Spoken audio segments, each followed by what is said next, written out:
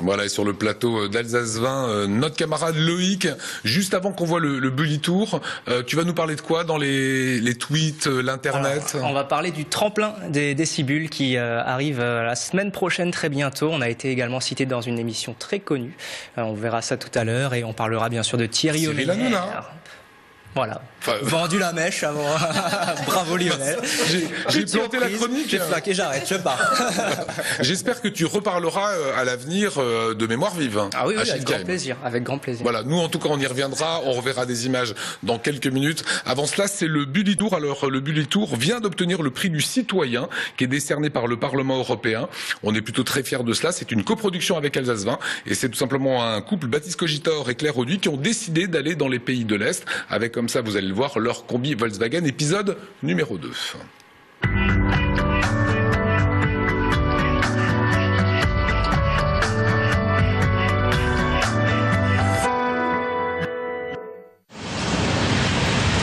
Le Bully Tour Europa a fait étape à Sarajevo, la Jérusalem des Balkans. Une ville autrefois multiculturelle, capitale musulmane au cœur de l'Europe. C'est aussi une cité marquée par les guerres. En juin 1914, c'est devant ce pont que fut assassiné l'archiduc François Ferdinand. Mais nous allons vous parler d'une autre guerre. Sarajevo a été assiégée pendant 3 ans par l'armée serbe. Entre 1992 et 1995, 11 000 personnes furent tuées. Pour supporter le quotidien, les Sarajeviens décidèrent de résister par les armes, mais aussi par le théâtre, les concerts et les expositions. La culture résistante pendant le siège, c'est l'objet de notre étape à Sarajevo. À Sarajevo, Jovan Divjak est un héros. Et comme tous les héros, c'est un personnage populaire. Ici, tout le monde l'appelle général. Jovan Divjak commandait à la défense de la ville contre l'armée serbe. Lui-même est serbe d'origine, mais se définit comme citoyen bosnien. Aujourd'hui, Jovan Divjak dirige une association qui aide les enfants victimes de la guerre. Il consacre tout son temps à la promotion de cette ONG qui a fait de l'éducation le pilier de la paix en Bosnie-Herzégovine. Et puis je peux vous chanter les chansons bosniennes, d'accord? D'accord. Avant la guerre, c'était quartier mélangé, les Bosniaques, les Croates, on peut dire les Serbes. Jovan nous emmène dans l'ancien cimetière juif de Sarajevo, une position que l'armée serbe occupait pendant le siège de la ville.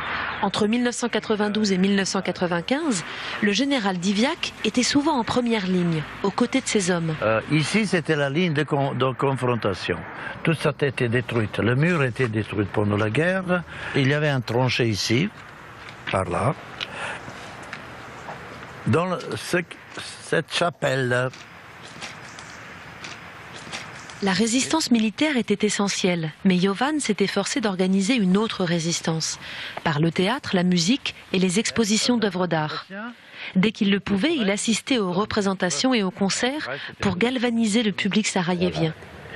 Quand je parle de théâtre, quand je me souviens de la guerre, la pièce de théâtre qui s'appelle L'Abri, aujourd'hui, ce n'est pas tellement touchant quand on tombe dans la guerre. Quelle raison? Les jours quand j'assistais dans cette présentation, la première c'était septembre 92, la pièce était liée de la situation autour de nous.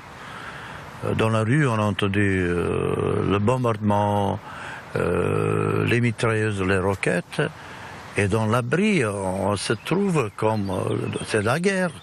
Ce n'est pas aujourd'hui qu'on la paix, qu'on se trouve dans les chaises, qu'on regarde comme ça. Les émotions de la guerre, de même article, de même pièce, ne sont pas comme au temps de la paix. Grâce à l'art, Sarajevo sous les bombes tentait malgré tout de rester une ville ouverte. En 1992, 2 mois après le début de la guerre, un groupe de comédiens décidait de créer un théâtre unique, le théâtre de la guerre. Le Sartre existe toujours. Sa programmation est volontairement engagée. Nijad Kreševljaković dirige le théâtre de la guerre. Il avait 18 ans à l'époque du siège. The point is that during the siege of Sarajevo, we had, as far as I know, 2,000 performances which were played in a theaters or in other places. So when we talk about it, we should know that the person who decides to go to theater or to go to film screening or to some exhibition, he's choosing the risk that he can be killed on the road to theater or whatever. But I know that almost every theater performance I visited during the war, that every time the theaters were full, you know. Avec 4 théâtres et une trentaine d'espaces d'exposition, Sarajevo est aujourd'hui une capitale culturelle importante. Mais plusieurs musées de la ville connaissent des difficultés ou sont aujourd'hui fermés au public. Faute de moyens et de volonté politique, la capitale bosnienne risque de perdre l'âme de sa résistance.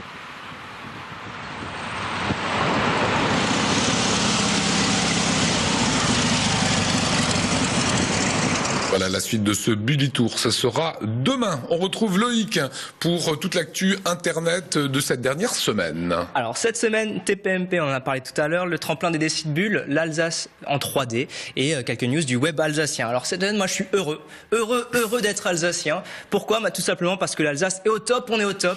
20 médailles aux Olympiades des métiers glanées par l'équipe d'Alsace, une médaille de champion du monde et un titre de meilleur joueur du tournoi pour Thierry Omeyer en handball, une finale à l'Open d'Australie en double pour Pierre-Hugues Herbert, Hollande et Merkel qui officialisent leur fiançailles à Strasbourg.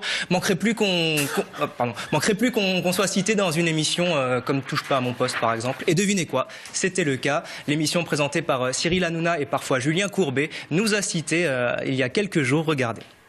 Au Cornet qui ressemble bien du gars. Quelle chaîne de télévision locale existe réellement?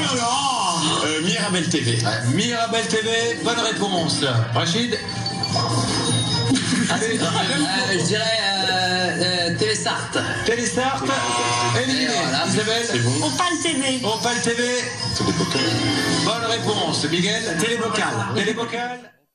On n'a pas la suite de la vidéo, mais ils nous ont cité après. Mais c'est horrible ce que tu viens de nous faire. Oui, mais on a écrit, on l'a vu, on était à l'écran et c'est la honte. On a une bonne réponse. Sortez, monsieur. Ils vont dire la bonne réponse, Alsaciens, ils ne vont pas se tromper, donc c'est plutôt flatteur pour nous. Ça montre que dans les grandes télés comme D8, ils regardent aussi les petites télés régionales qui montent. Donc, merci. Ils ont intérêt. Tremplin Décibule, vous nous l'annonciez. Alors oui, tout à fait. Le génial festival Décibule organise son tremplin traditionnel la semaine prochaine. C'est vendredi 13 et samedi 14 février. Pour ceux qui ne connaissent pas le festival, c'est un des gros festivals de musique de la région. Ça se passe à Neuve-Église dans le Val-de-Villers et ça attire chaque année près de 20 000 spectateurs. Donc c'est vraiment un gros festival. Décibule, c'est pour la BD? Non, pas du tout. C'est un festival de musique. Avec de la bière, les bulles. Avec de la bière, en fait c'est un festival très culturel, avec de l'art de rue, avec de la musique, avec du théâtre, avec de la bière, avec des thés, avec ceux qui ne boivent pas d'alcool, ils ont aussi le choix. Et voilà, ils ont un programme très éclectique chaque année, des grands noms de la musique. L'année dernière, il y avait le DJ Vitalik, il y avait aussi Rodrigo et Gabriela ou encore Chinese Man, mais le festival fait aussi la part belle aux artistes régionaux en organisant ce tremplin. Ils offrent la possibilité à 3 groupes de se produire sur la scène du grand festival. Là, pour l'instant, il y a 8 groupes engagés. Il n'y en restera plus que 3. Moi, j'avais envie de vous faire découvrir un groupe strasbourgeois qui s'appelle Amor Blitz. Ils sont un petit peu fous. Regardez.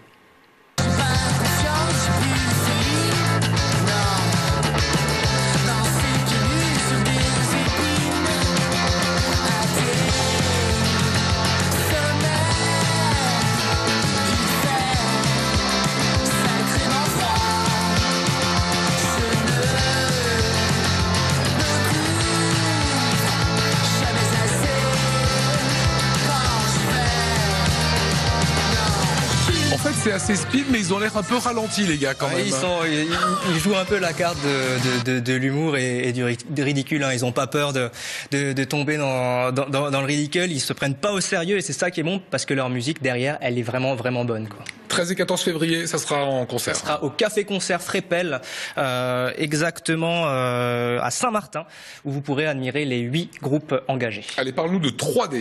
Alors oui, allez, vous connaissez tous Google Maps, Google Earth et compagnie. Eh bien, il y a un nouveau site qui innove et qui ne fait pas partie du giron du géant américain. C'est un site français, ça s'appelle F4 Map et il nous propose des cartes en 3D. Allez hop, direction l'Alsace. Là, vous voyez, on voit pas très bien, mais ce sont nos locaux avec le Baghersee derrière. Là, il y a la tour de l'Europe à Mulhouse. Hein. Vous voyez que c'est très bien modélisé. Il y a aussi la cathédrale Google du pauvre. En fait, on voit rien. La cathédrale de Strasbourg, si on le voit sur un écran d'ordinateur, la cathédrale de Strasbourg, bien modélisée également.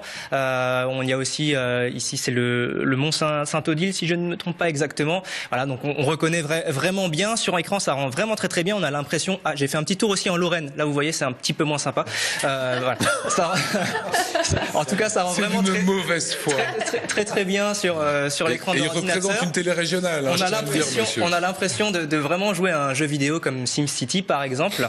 Et c'est un site qui est encore en version démo, donc il est en cours de construction. Les habitations, les monuments sont de mieux en mieux modélisés. Il y a de plus en plus de couleurs. Il y a également des effets météo, des animations en temps réel. On peut voir notamment une péniche qui se balade le long de l'île, notamment au fil de l'île. Et c'est un but qui se voudra à visée participative, c'est-à-dire que chacun pourra laisser épingler un lieu, laisser son commentaire, partager le lieu, contacter même directement le lieu en un clic, avoir les informations qui correspondent à ce lieu. Et ça va être vraiment très sympa le site final. J'ai vraiment hâte de le découvrir. Allez, une petite minute pour d'autres bons plans. Alors, bon plan Saint-Valentin pour la semaine prochaine. Si vous avez fait le tatouage de Léa Marie aussi, vous pourrez admirer les tatoueurs du Team Strasbourg, les tatouages des joueurs du Team Strasbourg, le club de water-polo dont on est partenaire, qui organise une opération spéciale Saint-Valentin la semaine prochaine, samedi 14 février, lors de son match face à Lille. L'entrée sera gratuite pour toutes les femmes. Alors messieurs, si vous souhaitez emmener votre dame regarder des hommes plus beaux et plus musclés que vous, n'hésitez pas, rendez-vous à la piscine de la Kibitzeno la semaine prochaine. Autre info. Alors, autre info, c'est Thierry Omeyer. Thierry Omeyer qui nous a fait vibrer sur le terrain au Qatar. Il a également fait vibrer les réseaux sociaux avec des magnifiques selfies à l'Elysée, notamment ici. Des magnifiques selfies à l'Elysée. Un dans les vestiaires après la victoire, après la finale contre le Qatar.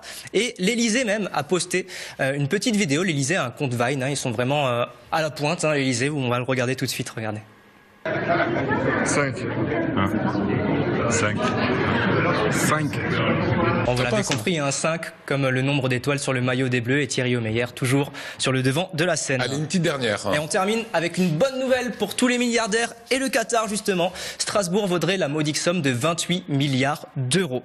Selon une étude des experts de la FNAIM. Alors, soit c'est 12% moins cher que la ville de Bordeaux, 25 fois moins cher que la ville de Paris, alors que la ville est quand même 100 fois plus belle, Strasbourg. En tout cas, moi, je ne suis pas milliardaire et comme je compte racheter la ville bientôt, je vais devoir faire des heures sup cette semaine. Je vous dis à jeudi. Et en attendant, je vais m'économiser un petit peu. Regardez.